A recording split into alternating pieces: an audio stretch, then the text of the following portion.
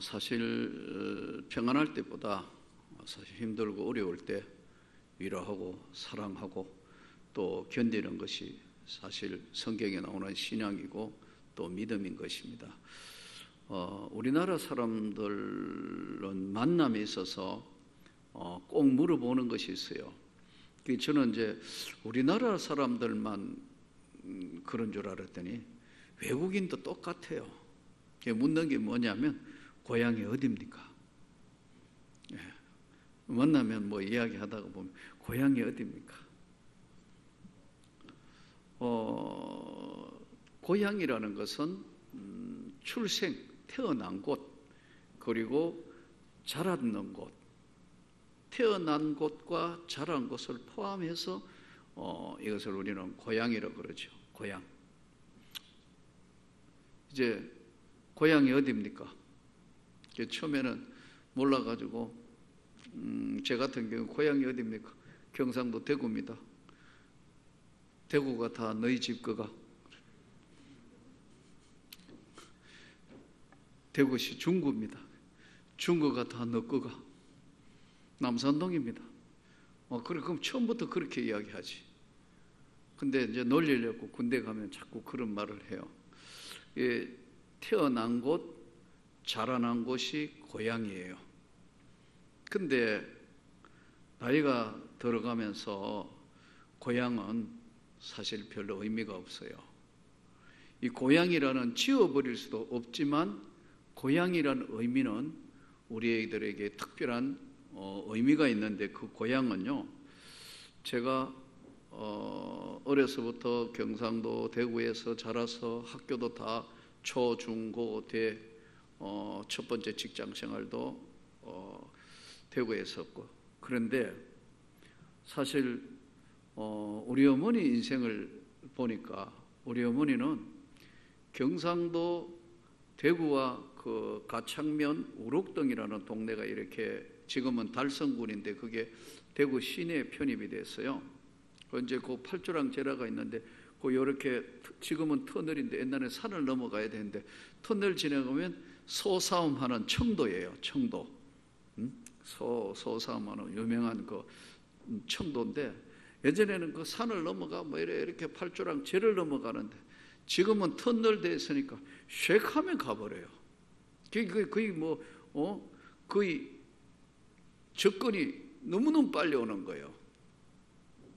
근데 저희 어머니 같은 경우는 앞전 세대니까 거기 마을에 자라가지고 아버지 따라 결혼해서 대구라는 테두리를 한 번도 벗어난 일이 없었어요.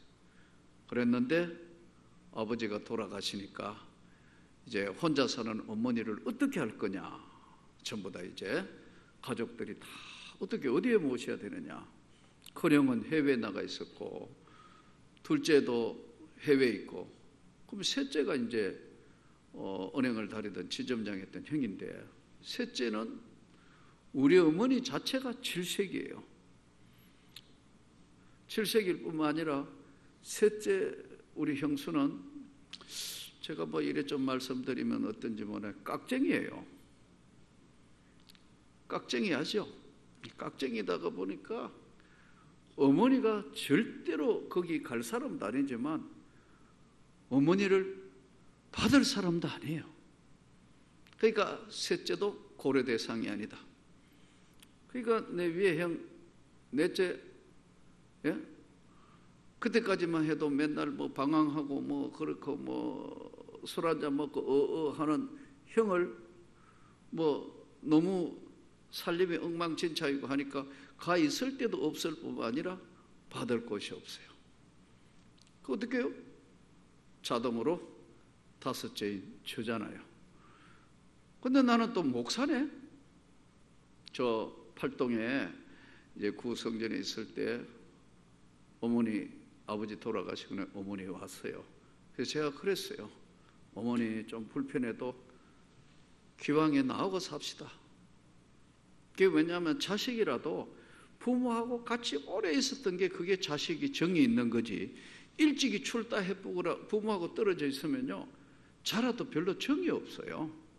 근데 저는 어린 시절부터 뭐 어머니하고 계속 부터가 가정 고생 다 하고 그 순보이 그래서 그런지도 몰라도 계속 그러다가 보니까 결국은 학교 졸업하고 선생해도 어머니하고 같이 붙어 있었고 어머니 눈물 때문에 돈벌이가 이 집안을 변화시켜야 되고 해외로 갔고 뭐 그러다가 또 시골 학교 갔다가 하나님 만나서 목사 됐고 그래서 어머니 괜찮으니까 나하고 삽시다. 우리 어머니 딱 저기 있을 때 한 번 딱 오셨어요. 신도 부려는 저 전세 살 때 와서 이제 방 하나 드릴 테니까 어머니 나하고 같이 삽시다. 우리 집 사람한테는 물어보도 안 하고 뭐 당연히 뭐 사모는 뭐 그렇게 동의해 주실 줄로 믿고 동의는 안 받았지만 어머니 나하고 삽시다. 우리 어머니 아무 말씀을 안 해요. 그래서 딱 한 번 예배 참석해가 딱 하더니 집에 가더니 난 내일 내려갈게. 왜요? 이랬더니 너가 하나님 종이 돼가 목회를 하는데 내가 걸림돌이 되면 안 될 것 같아. 어디로 가요? 거기 간 게 막내 집으로 간 거예요. 막내 집이 어디냐면 저 전라도 순천이요. 순천 광양 옆에 있는 순천. 근데 그때 마침 동생이 순천에 미국 IBM 회사 한국지사 책임자로 내려가 있었어요. 그러니까 거기 이제 아파트를 얻고 있는데 거기에 뭐 막내 집으로 간다 하고 또 막내도 어머니를 대한 애정이 지극하니까 또 재수 씨가 참 착하고 그러니까 어머니가 글로 보따리 사가 가버린 거예요. 그러니까 내가 그때 깨달은 것이 나는 내가 자랐고 컸고 했는 경상도 대구라는 지역에 가니까 낯선 거예요. 근데 어머니 있는 순천이 내 고향이라 내가 그때 깨달은 것은 부모 없는 고향은 의미가 없는 거구나. 내 뿌리가 옮겨져 본 거예요. 그래서 이제 대구 가는 일은 거의 없고 어머니 때문에 순천을 뻔질나게 다녔습니다. 우리 집 사람이 교회에 철학 온 줄 알았는데 무슨 철학? 저쪽 성경 때 기도하다가 어머니한테 가봐야 되겠다. 자동차 하이웨이로 올려가지고 순천까지 쉬지 않고 가는 거예요. 그래가지고 순천에 가가 아침에 이제 띵동 하니까 부음할 때 띵동 놀려가지고 어머니 주로 보면 이제 주일날 저녁에 내려갔다. 목회가 바쁘니까 띵동 하니까 잠 없는 어머니가 뭐 5째 아들이 있으니까 너 웬일이야? 보고 싶어가지고 아니 자리에 서서 안고 한번 이래 올리다가 빙 한 몇 바퀴 돌리가 가벼워졌네 이러고 이제 어머니 내려놓고 용돈 드리고 절하고 또 안아주고 그러면 이제 부시럭부시럭 거기서 깨요. 이제 동생네들이 어떻게 오셨어요? 보러 왔지. 그러고 아침 먹고 가라면 또 그러면 시간이 늦어지니까 올라갈게 가면서 휴게소에서 밥 먹을게. 그러면서 수 없는 길을 어머니 돌아가실 때까지 끊임없이 먼 길을 순천을 1년에 수차례 왔다 갔다. 그때마다 나는 내 고향이 경상도 대구지만 부모가 없는 고향은 아무 의미가 없더라고요. 여러분 그런 경험을 해봤나요? 그때마다 먼 길을 내려가면서 나는 내 뿌리가 경상도 대구인데도 불구하고 내 부모가 살아있는 곳이 고향이구나. 이걸 느꼈어요. 이걸요. 그래서 우리가 알아야 할 것은 이 땅의 삶은 잠시 있다가 가는 삶인데 하나님의 백성의 고향은 어디인가? 천국이란 말이에요. 그래서 성경은 잠시 머물 이 세상은 헛된 것들 뿐이네. 그러니까 이 땅에 잠시 사는 세상엔 제가 늘 말씀드려요. 악하게 살면 안 돼요. 제가 다시 물어볼게요. 천국이 있는 걸 믿습니까?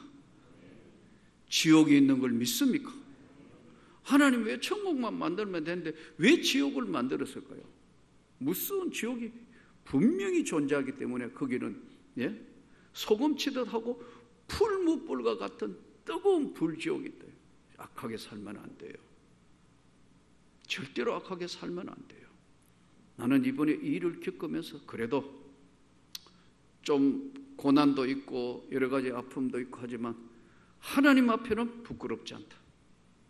요상야라도 한 것들, 이거 정말 일반 상상을 초월하는 것이 아닌, 이것은 악한 것과 내가 하나님 앞에 우리는 선한 믿음의 양심을 지켰고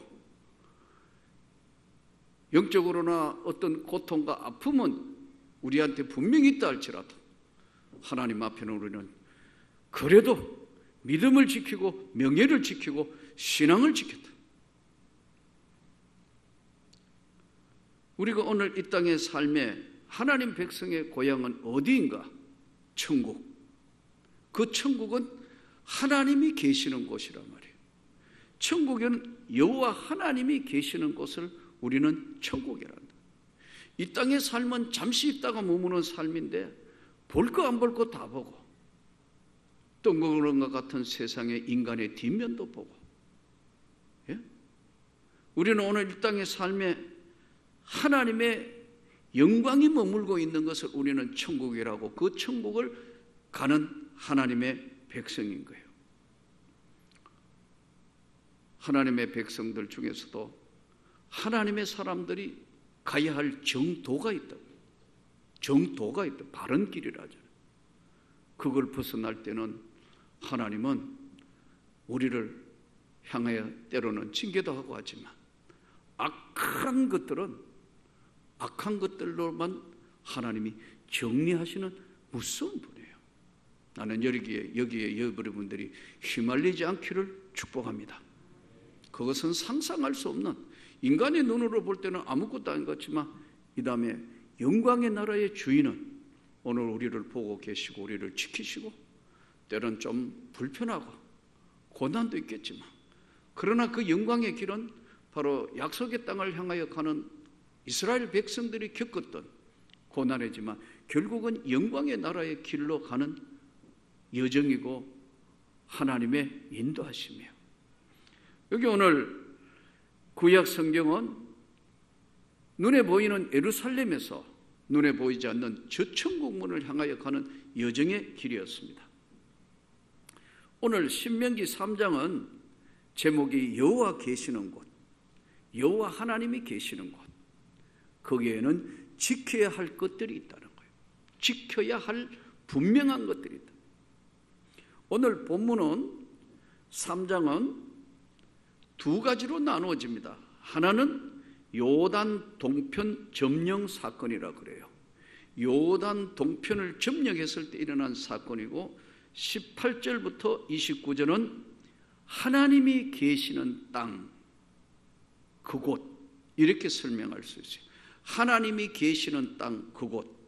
자, 그러면 요단 동편의 점령 사건에 있어서 이걸 성경사로는 바산 왕옥 점령 사건이라고 그래요. 바산 왕옥 점령 사건. 먼저 바산 왕옥이 사울의 모든 백성을 데리고 나왔는데 3장 1절에 이때 11절을 보면은 바산 왕옥이 아모리 족속하고 르베임 족속 잔존자들하고 나오는데, 이거 한마디로 얘들이요 거인족들이에요. 어마어마하게 키가 큰 거야. 짱대 같고 거인들, 골리앗 같이 그렇지는 않지만 굉장히 거대하고 장대한 인간들이에요. 이 문헌에 의하면은 이들이 침대가 발견된 고고학 문헌의 침대가 애들이 길이가 어디냐면요, 이 당시에 침대가 사람이 이 사람 크기를 기준으로 했을 때 약 2m, 이러면 엄청나게 큰 애들이에요. 지금도 우리 배구 선수, 농구 선수 2m 이렇게 쳐다보잖아요. 장대한 애들인 거예요. 그 뼈대가 장대하다고요. 유럽 족속들 중에서도 유럽 사람이라고 다 이 체격이 크고 그렇지 않습니다. 유럽 사람 중에 체격이 크고 뼈대가 그리고 이런 사람들이 네덜란드 계통이에요. 네덜란드. 예? 네덜란드. 그리고 육상 선수나 무슨 히딩크가 네덜란드 사람이잖아요. 예? 근데 이 대부분 보면 아주 체격들이 크고 강대해요. 그 다음에 이제 그 네덜란드 계통 외에 그 북쪽에 바이킹 족속들의 후손인 덴마크, 노르웨이 이쪽이 또 큽니다. 축구하러 나오는 거는 아마 뭐 무슨 운동선수들 오면 큰 애들이 주로 보면 노르웨이 계통이에요. 스웨덴 족속들도 만나보니까 나는 같은 동족인 줄 알았는데 아니다 하더라고요. 족속이 조금씩 달라요. 그런데 이 노르웨이 계통의 사람들은 장신입니다. 굉장히 체격이 커요. 바이킹들 후손들. 유럽 사람이라고 다 큰 게 아니에요. 그들이 이제 혼혈되고 섞이면서 그들이 미국으로 건너간 청교도들도 체격이 커요. 우리나라 동양 사람들은 체격이 별로 안 커요. 근데 요즘 애들이 커요. 왜냐하면 영양가가 좋기 때문에 잘 먹었어요. 우린 어릴 때 단백질 섭취가 부족했어요. 위에다가 계란 하나 나오면 저거 어디로 돌아가는가 싶어가지고 눈이 굴리굴리 할 정도로. 근데 날람 큰형이 먹었다. 둘째가 먹었다. 계란도 아끼려고 그거 잘라가지고 간장에 해가지고 계란 간장 해가지고 계란은 없고 간장만 퍼먹어가지고 짜워가지고 밥하고 먹는다고. 이게 단백질이 부족하니까 이게 크고 근육을 유지해야 되는데 결정적인 건데 가난하니까 주로 시래기, 산나물, 오늘날 오면 이게 전부 건강식이지만 그때는 먹을 게 없어 먹은 거예요. 건강식 하려고 한 게 아니고. 그래서 사실은 제가 키가 171인데 초등학교, 중학교, 고등학교 다닐 때 70명 중에 항상 57번, 8번이었어요. 제 키가 적은 키가 아니에요. 그런데 요즘 아이들로 비하면 나는 평균 이하예요. 요즘 우리 김현경 권사님 아들 현수가 얼마 전에 오는데 요즘 이리 쳐 현수야 이리 봐야 된다. 콩나물 자라듯이 자라버렸어요. 키가 이런 거예요. 애들이 잘 먹으니까 건강하니까 이게요 이 체격이 커진 거거든요. 그러니까 이게 커지려면 체격이 커지면은 우선 큰 사람 앞에 서면 위협적이라고. 이때 이렇게 크고 장대한 족속들이기 때문에 이스라엘 민족들이 광야를 통과하여 갈 때는 저들을 만나지 않도록 언제나 두려움이 있었어요. 아이고, 우리는 자꾸 저 족속은 성경에 나오는 대로 아낙 작선 후손들이라 장대하고 큰데 싸움의 상대가 되겠나? 항상 그런 육신적인 눈으로만 바라보고 비교할 때는 항상 저들은 두려움이 있었어요. 그런데 지금 오늘 요단 동평 점령 사건에 있어서 이렇게 크고 강한 족속도 성경에 말씀하기를 하나님 앞에는 아무것도 아니다. 왜냐하면 하나님 앞에는 크고 작은 게 상관이 없고 하나님의 역사와 그 은혜의 하나님의 능력이 필요한 것이지 육박전하는 게 아니라는 거예요. 이것은 하나님 앞에는 아무것도 아니었다. 이스라엘 백성이 전쟁의 순리는 언제나 두 가지였어요. 하나는 절대 순종. 하나님 말씀 앞에만 순종하면 저들은 어떤 싸움, 어떤 전쟁이라도 반드시 이겼다. 영적 전쟁. 또 하나는 저들이 하나님 앞에 끝까지 이제 하면서 확고부동한 신앙을 요구했어요. 확고부동한. 왜냐하면 두려움이 없으면 이래도 되고 저래도 되겠지만 두려워서 싸워야 될 상대하고 할 때는 확고부동한 의지가 필요한 거예요. 반드시 이겨야 한다는 확고부동한 의지가 필요했다. 그래서 하나님은 요단 동편으로 건너가면서 하나님께서 저들을 향하여 하나님의 뜻을 이루기 위해서 극히 마음을 강개하고 담대해라. 이 이스라엘 백성들은 바로 거인들과의 싸움을 했는데 이때 하나님 말씀에 절대 순종함으로 하나님이 저들을 하나님의 손에 다 붙인 거예요. 두 번째, 이제 하나님이 주시는 땅으로 간다. 그 여호와 계신 곳, 여호와 계시는 곳이 어떤 곳인가? 하나님이 계시는 곳이고 하나님이 함께 하시는 곳이 어떤 곳인가? 우리나라 경제 제도뿐만 아니라 우리나라 같은 경우를 자유민주주의 국가라 합니다. 시장 경제가 작동하고 자유민주주의에서 입각한 모든 것들이 자유로 하는 거예요. 근데 경제 제도 중에서 미국 같은 경우에는 참 재밌는 것이 부자를 존경한다. 우리는 부자면 저거 어디서 도둑질했지? 저거 어디서 갑자기 벼락부자가 됐나? 이런 눈으로 바라본다. 미국은 재밌는 것이 지금 미국의 빌 게이츠나 워린 버핏 같은 이런 경우에는 상위 몇 프로, 우리나라도 요즘 이제 젊은 사람들이 갑자기 이제 자수성가하거나 돈을 많이 버는 사람이 어떻게 하면 사회에 환원할 것인가 하는데, 미국 같은 경우에는요, 최상위에 사는 사람들이 항상 정부에 하는 말이 있어요. 나 세금 좀 많이 내게 해다오. 근데 미국에서는 오히려 세금 많이 내지 말라고 말리는 거예요. 왜 그런 줄 아세요? 이 사람이 세금을 많이 내는 기준을 잡으면 밑에 1, 2등 많이 내도 그 다음 3, 4, 5, 6, 7, 8, 9, 10등 이 뒤에가 다 똑같이 내야 되니까 부담 준다고 정부가 오히려 하지 말라고, 하지 마라, 됐어 하는 거예요. 그러면 이분들이 어떻게 하느냐 하면요, 빌 게이츠 재단 들어보셨죠? 엄청난 들어오는 모든 수익에 자기가 쓸거하고 이렇게 재단을 만들어서 거기에 돈을 넣어가지고 제3세계 아프리카 아주 힘든 사람들, 유엔 난민들, 기구들, 그 사람들이 돈을 내가지고 그 죽어가는 사람을 구제하는데 돈을 다 쓰는 거예요. 그러니까 존경할 수밖에. 이야, 진짜 훌륭하다. 근데 돈은 빈익빈 부익비 현상이라 돈을 보니까 이자하고 계속 하니까 계속 남으면 계속 이 사람들은 흘러보내는 역할을 하는 거예요. 그러니까 존경할 수밖에요.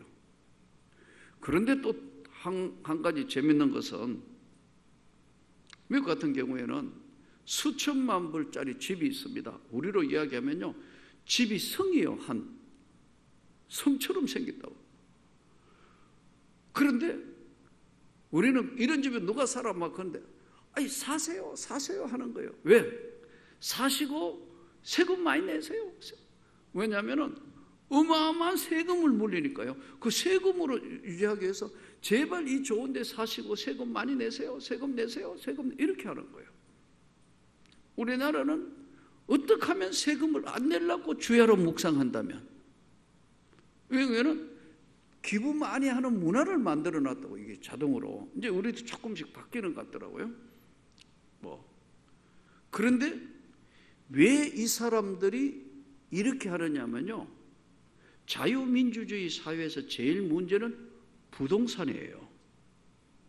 땅은 못 만들어내는 거 아니에요. 아무리 그 비행기도 만들고 뭐도 만들고 이 땅은 만들어낼 수가 없는 거란 말이에요. 그래서 일찍이 이스라엘 민족은 하나님께서 토지 공개념을 만들었어요. 이게 희년제도예요. 아무리 돈이 있다도 땅을 50년 가지고 있으면 49년 희년 때는 돌려줘야 되는 거예요, 주인에게. 그러니까 땅의 주인은 하나님이다. 사유재산에 땅은 안 엮는 거예요. 그러니까 부동산 사고 팔고 하는 자체가 없는 거예요. 지금도 그렇습니다. 이걸 누가 도입하느냐 하면 이 기가 막히게 공산주의가 도입했다. 공산주의는 토지 공개념입니다. 중국 같은 게 99년 11개월까지 네가 사용해라. 100년째로. 그러니까 건물 개념은 주인이지만 땅 개념은 국가 거예요. 이 공산주의가. 그런데 이건 맞는 건 아닌데, 즉 땅으로는 절대로 투기를 못하도록 원천적으로 토지 공개념이라는 제도인데, 우리나라의 가장 큰 문제가 바로 이 문제예요. 안 사면 바보 되고, 사면 가지지 못한 사람은 갈수록 힘들어지고, 이것 때문에 지금도 우리 지금 난리 아니에요. 근데 이것도 한 번씩은 휘몰아치다가 서브프라임 모기지, 일본에 잃어버린 20년. 제가 잃어버린 20년 왔을 때 그 몇 달 뒤에 동경을 갔는데 난리 난 거예요. 우리 돈으로 해야 막 500억짜리 건물과 땅이 250억 해도 살 사람이 없는 거예요. 은행이 손들어 본 거예요. 그게 잃어버린 20년의 시작이었습니다. 예. 미국도 서브프라임 모기지가 오면서부터 다 내놨거든요. 케미쿨라라는 지역에 집회를 갔는데 이거 일주일 전에까지 100만 불 했는데 50만 불 해도 살 사람 없다. 야, 이 기막힌 이게 자유민주주의의 토지 공개념으로 해가지고 돌다가 안 되면 엎어지는 거예요. 그런데 신기하게 한국은 아직 한 번도 안 엎어졌어요. 그 사람들마다 요게 언제 오나, 요게 언제 오나 아무도 몰라. 그러니까 지금 모든 사람이 염려하고 걱정하는데 에이 안 와 해가지고 지금 그 절대 안 와, 아니 온다 해가지고 계속 전세 사는 사람 지금 바보가 된 거예요. 내보다 더 잘 알죠, 여러분들이. 계속 그래가지고 전세 살았는데 갑자기 몇 억 올라가 보니까 계속 전세 살던 사람은 바보가 됐다. 이게 지금 토지 공개념에서 오는 자본주의, 자유민주주의 사회에서 가장 큰 약점이에요. 여호와 계신 하나님의 땅은 절대로 투기가 없어요. 그 땅은 우리가 개념으로 이야기하는 하나님의 땅은 사고 파는 개념이 아니에요. 여기는 성결한 사람만 들어가는 것이고 믿음의 사람만 들어가는 것이고 하나님의 진짜 백성만 들어가는 것이라고. 그러므로 오늘도 우리가 이 땅의 삶에 여호와의 주신 기업, 그렇다고 제가 여러분들이 땅하고 아파트 사지 말라는 게 절대 아닙니다. 골라 사시기를 바랍니다. 축복받기를 바랍니다. 그래가지고 좀 남거든 헌금하시기를 바랍니다. 그거 생긴 거 떼잡수지 마시고 11조 정확하게 들으시기를 축복합니다. 아마 올란 만큼 11조만 하면 우리 교회는 아무 재정 걱정 안 해도 될 거예요. 그런데 참 조심해야 될 게, 갑자기 17억 5억 주고 샀는데 13, 4억이 됐다. 그런데 이거 살 때 7, 8억에 샀는데 지금 옷에 다 지정세이 아니가 12억, 13억 그럼 팔았다. 차액이 얼마요? 차액이 7억이 생겼다. 11조는 얼마요? 이거 하려니까 도저히 가슴이 아파서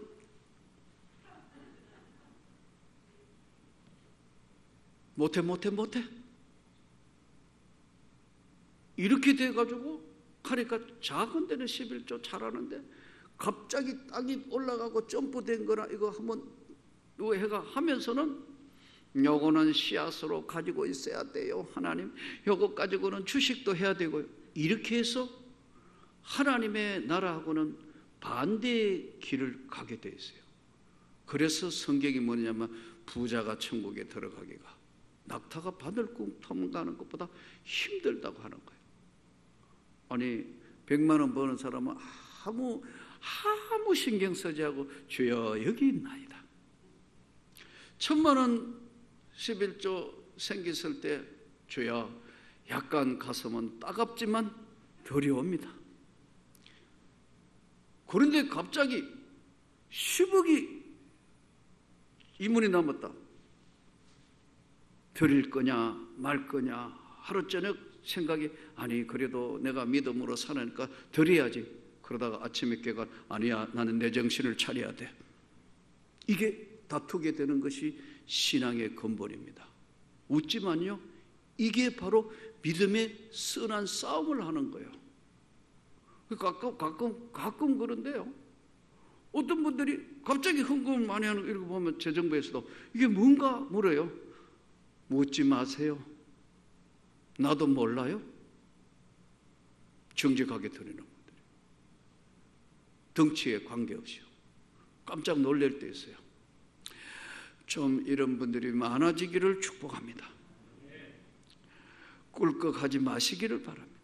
진짜 하나님이 기뻐하시는 거예요. 그래서 이 참 물질이 많은 게 오히려 어떨 때는 신앙의 장애가 되기 때문에 예수님이 그런 말씀을 하셨다. 그래도 지난번에 일본에 가니까 일본 교회가 아마 어려웠던 것 같아요. 그리고 막 기도하고 그러다가 이분이 막판에 몰렸는데 그 에다가와 일본 에다가와 교회, 에다가와 감사라는 뜻이거든요. 에다가와 교회가 막 살라고 막 그러는데 그 목사님 이야기가 계약하러 갔는데 주인이 자꾸 더 올리더래요. 그래서 아이고 우리 돈으로 안 되고 그런데 그 일주일 뒤에 잃어버린 20년이 시작된 거예요. 은행이 파산했어요. 우리로 이야기하면 엄청난 게 아까 말씀드린 예를 들면 그 정확하게 거기 금액이 없는데 50억인데 25억 해도 살 사람이 없어요. 반값으로 사고 남았다는 거예요. 근데 문제는 여기 올지 언제 올지 아무도 모른다. 주님만 아시는 거예요.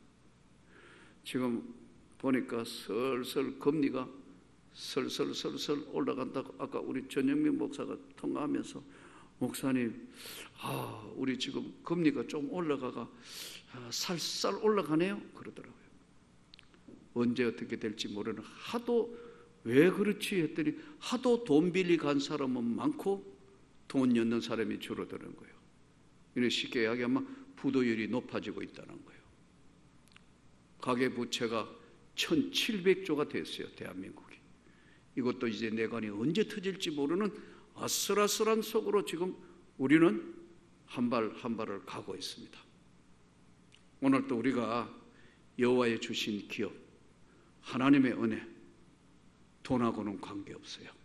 믿음을 지켜야 된다는 것을 여호와 하나님이 계시는 땅에 지혜도 필요하고 하나님의 은혜도 필요하고 그 하나님께서 우리에게 주신 큰 사랑을 잘 깨달아서 나는 위기는 기회가 되는 줄 믿습니다. 또 우리가 기도하고 있는 모든 것들을 보고 계시는 하나님이 우리에게 새 힘과 용기도 주시고 함께해 주실 것을 믿습니다. 요단 동편을 건너가는 점령 사건은 가나안 정복의 축복의 시작이고 은혜의 세계에 열리는 첫문이었습니다. 이때 하나님은 세 가지 말씀을 하는데 하나님께 순종, 지도자에게 순종, 모든 사람들에게 서로 순종과 위로가 바로 하나님의 손길을 움직였다는 사실을 깨닫고 오늘 또 여호와 하나님이 주신 기업에 하나님께서 주신 한 번밖에 없는 삶에 멋있는 삶이 저와 여러분에게 이루어지기를 진심으로 축복합니다.